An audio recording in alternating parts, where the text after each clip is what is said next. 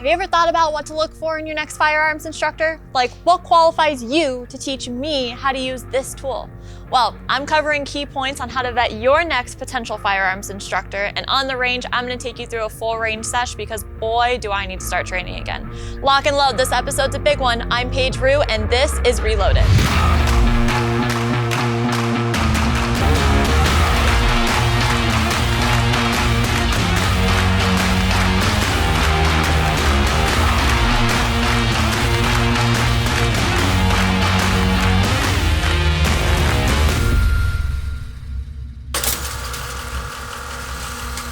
All right, so what qualifies you to be an instructor? This is important to ask if you're personally trying to become one or if you're trying to find a reputable instructor in your area.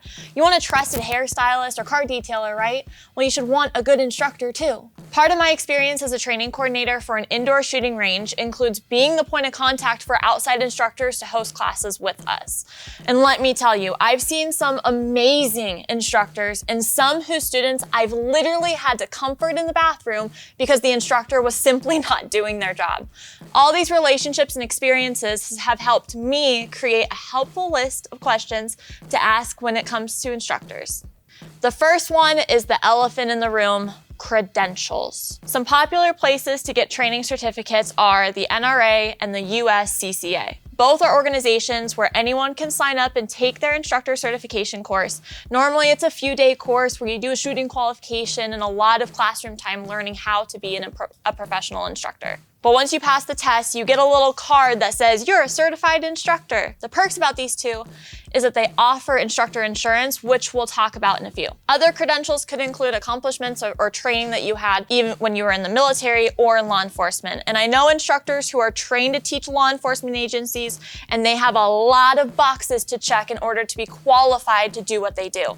But today, we're just gonna discuss credentials needed to teach civilians like me. So, what qualifies you to be a firearms instructor?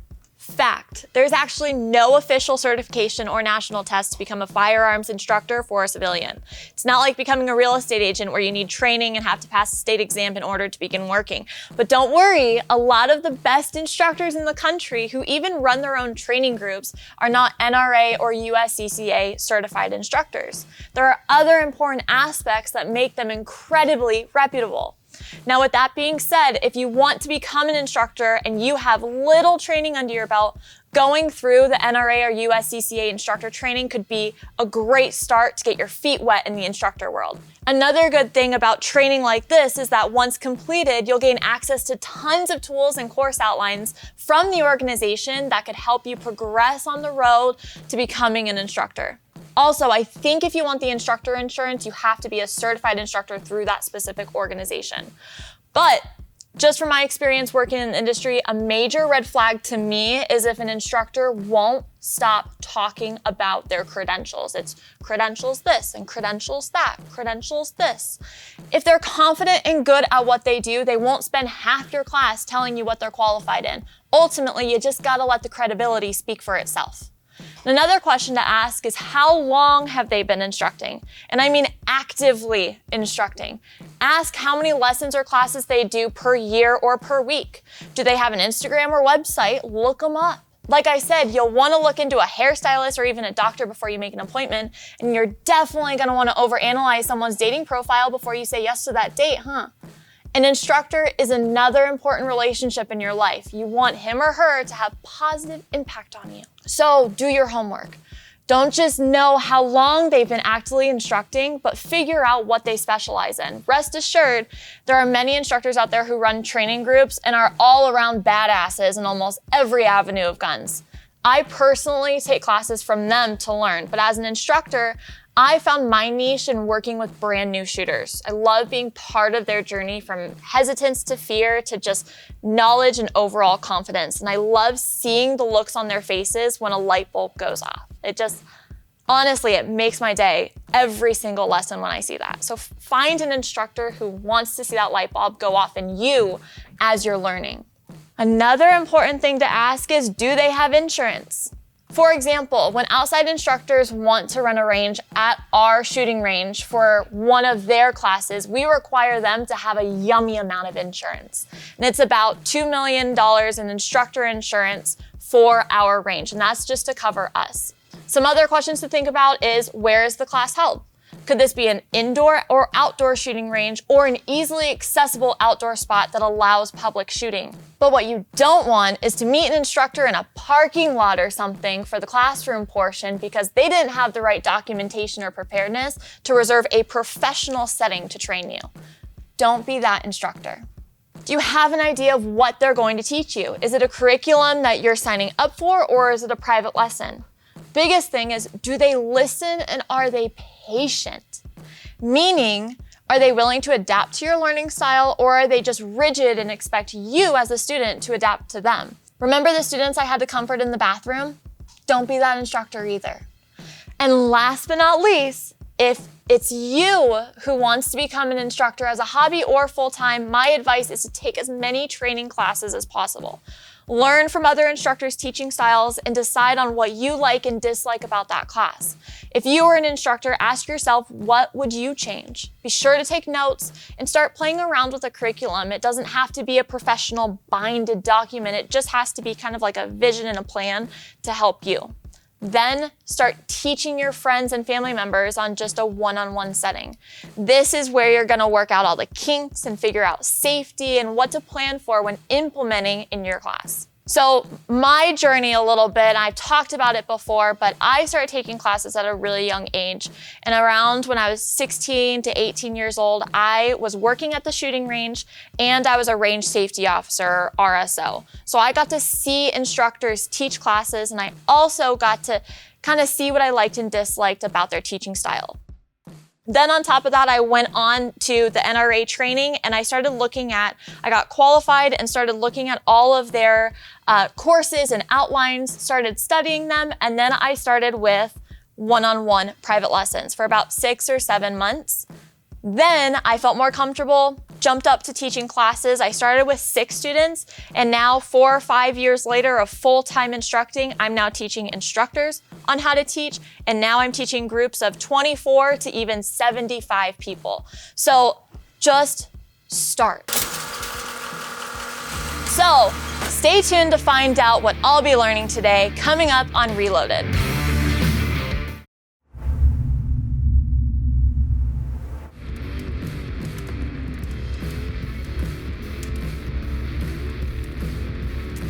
As a firearms instructor, I'm always on the range, but recently I realized that I haven't been doing a lot of shooting myself, and there's absolutely no excuse for that. So I'm gonna show you one of my training days on the range. Let's go. All right, I'll be honest, it's been a hot minute since I've had a full training day. While I always want to help and instruct others, I also need to make time for my own training. So today I'm going to do a little training sesh with you, and you can see some things that I work on with my handgun. So when I'm looking for range inspiration for myself or students, I'll normally look back at a few things like drills I've done while taking classes, drills other shooters have done, popular things on Instagram, or even police department qualifications, which are actually pretty fun if you're not the one qualifying. So since I need to get back in the groove of things, I'm gonna use a target as a benchmark to see where I'm at with my skills and then seeing what I need to work on. So this is actually one of my favorite targets. It's an essentials shooting target from Refactor Tactical.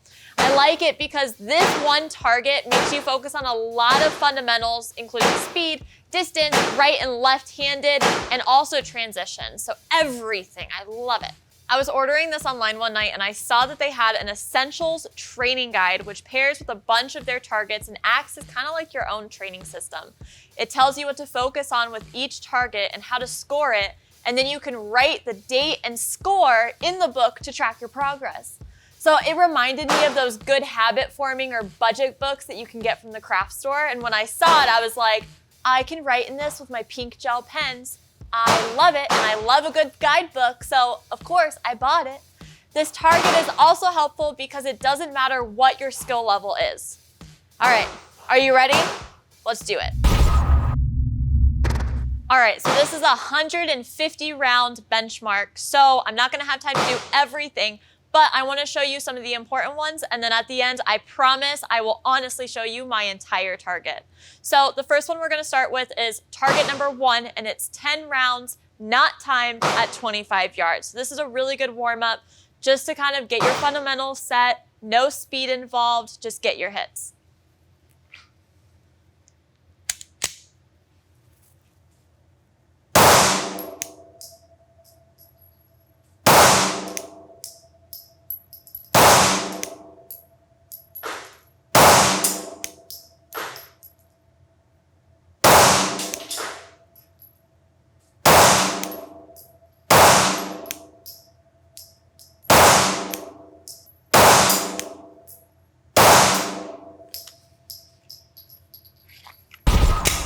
Okay, so this next one is strong hand and weak hand, 5 rounds each, also not timed, from the presented position.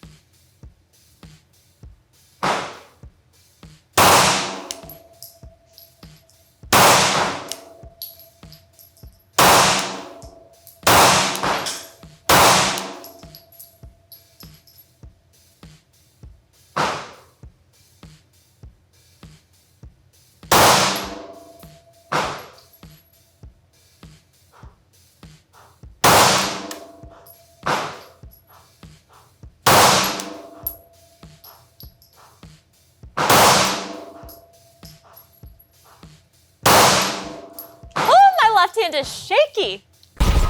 Okay, so this next one is going to be called draw to first shot, and it is timed at 5 yards. So this is my shot timer. Basically, I push a button and it gives me a beep, and then it times all of my shots so I can see how fast I'm going. It's going to sound like this.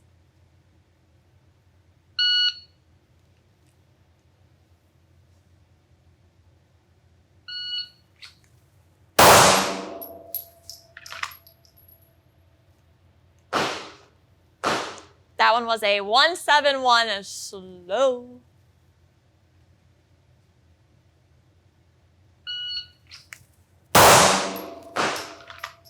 One, 4, 9.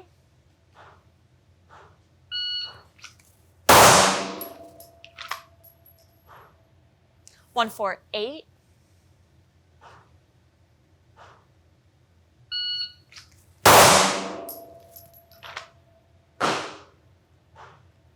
1, 1, 5.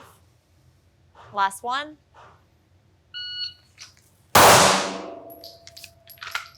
1, 2, 2.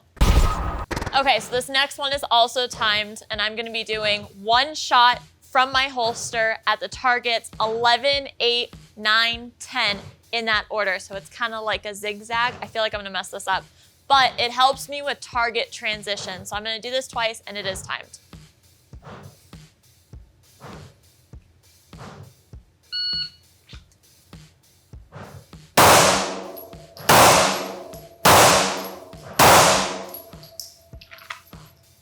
That was a 6, 4, 8. I definitely almost messed up that target. All right, one more time.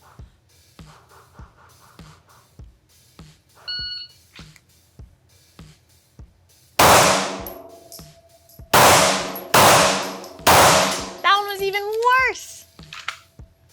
6, 8, 0. So that one, I had a little bit of issue. My dot wouldn't appear because my grip was off. And then every single time for those two, I noticed that I tried to go from the 11 to the 10 straight across instead of from the 11 to the 8. So, wowza. All right, so this next drill is gonna help me with speed and also just with my trigger press. So it starts slow and then I have to end fast. And it's gonna be one shot at the number 15, 2 shots at the number 14, 3 shots at the number 12, and then 4 shots at the number 15. And the targets start small and then they get bigger, so my speed should get a little bit faster. This one's also timed, and we're gonna repeat it 3 times.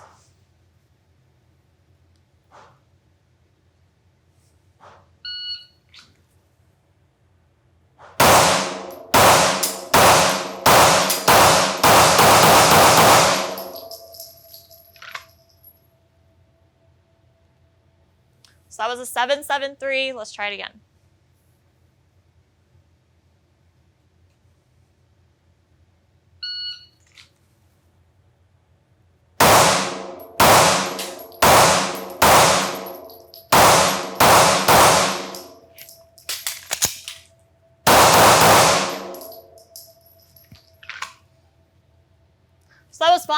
gonna reload. That was 11-9. One more time.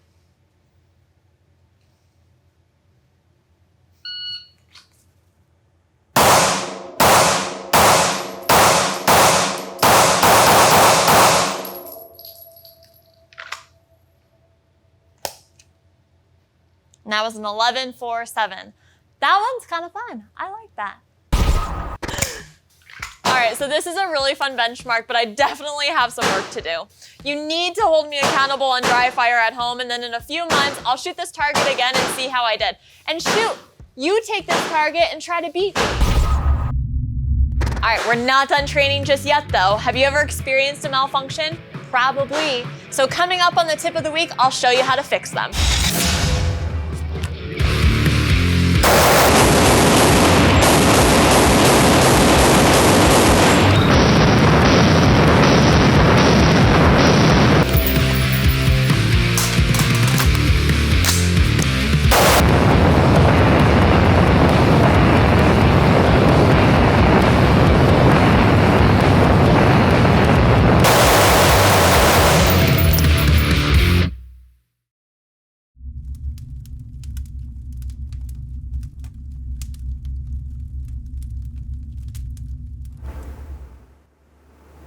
Welcome to the tip of the week where I give you the ammo to become better shooters and responsible gun owners. Now remember, whether you've been shooting your whole life or getting ready to fire your first gun, these tips are for you. And this week's tip are easy ways to clear handgun malfunctions. So gun jams can be caused by many factors, and if you've never been shown how to properly clear a malfunction, then when it happens, you probably pull the trigger, look at it, realize there's some junk happening, and hand it to a friend to have them fix it. Right? I see it all the time. So I'm gonna go through 2 ways to identify a malfunction and how to safely clear it. Okay, so the first one is called a failure to fire, and this can be caused by no round in the chamber, meaning you inserted the magazine but forgot to put a round in the chamber. The magazine isn't inserted all the way, or it could possibly be that there is a bad round. Now, when I demonstrate this, we are using dummy rounds or snap caps. So when they are in the gun won't fire. Really good for training purposes. So what's gonna happen is maybe I inserted my magazine, but I forgot to put a round in the chamber. So when I go up to fire, it's just gonna go click. So step 1 is going to be take your finger off the trigger. And then the solution is tap, rack, assess. You're gonna tap the magazine to make sure the magazine is inserted all the way. Rack the slide to either put a round into the chamber or get that bad round out. And then you're going to assess your situation, meaning ask yourself, do I still need to shoot? Tap, rack, assess. If it's a bad round, that round will hop out. So these steps will help you clear a majority of malfunctions. Now, I know the last one, assess, is gonna upset some of you. I can hear you through the screen right now. Assess? She doesn't know what she's talking about. It's tap, rack, bang, because you're not gonna have time to assess. Stop it. The reason why I say and I teach assess is because you need to train yourself to always be aware of your surroundings, especially when a firearm is involved. You assess because if you're just learning how to clear malfunctions, your attention will probably go from your target to your gun because you're learning a new technique and trying to figure out what the heck is wrong with your gun. Your situation could have easily changed while you're trying to clear this malfunction. Your target could be closer, further, or other people could be in the way, etc. So I get it. Some of you aren't here to learn tactical self-defense training, but we should always know how to fix a basic malfunction. So that's why I do it. It's basic and it teaches you how to be aware of your surroundings and think while shooting. So like I said, tap, rack, assess will clear a majority of your malfunctions, but another type of malfunction is a double feed, and this can be caused by multiple rounds trying to get into the chamber at the same time. Mostly it'll happen if your magazine is bad. That spring in there is trying to push too many rounds into the chamber. It's a lot of stuff going on. So the fix, I can't tap, rack because my slide is already halfway back. It's stuck. So I can't tap, rack. So what I'm gonna do is step 1, when I go for my target and I realize something's wrong, I'm gonna take my finger off the trigger, I'm going to unload my gun, and then I'm going to reload my gun. This one can be a little bit of a pain because in order to unload, I can't just press my magazine release because there's tension on my magazine. So what I need to do is press my magazine release and then pull the magazine out. Unload, rack the slide 2 to 3 times to ensure that it's empty, or just to get all the crap out of there, and then I can reload. And then once again, assess. That's it. No more giving your gun to your friend for your next fix of your malfunction. You got it now.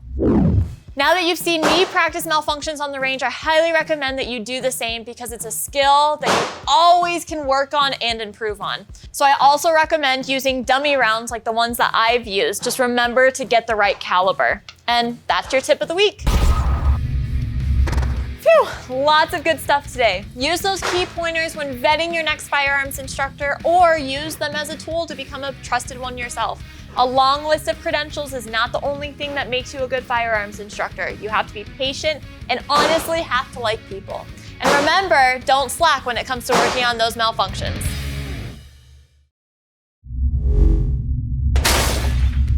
Next week might just be one of my favorite episodes yet. Let's just say I'm gonna have a few extra guests, and can someone say girl power? And you know the drill. Don't forget to like, share, and comment on this video so I can talk 2A with you every week. My name is Paige, and your firearm freedom just got reloaded.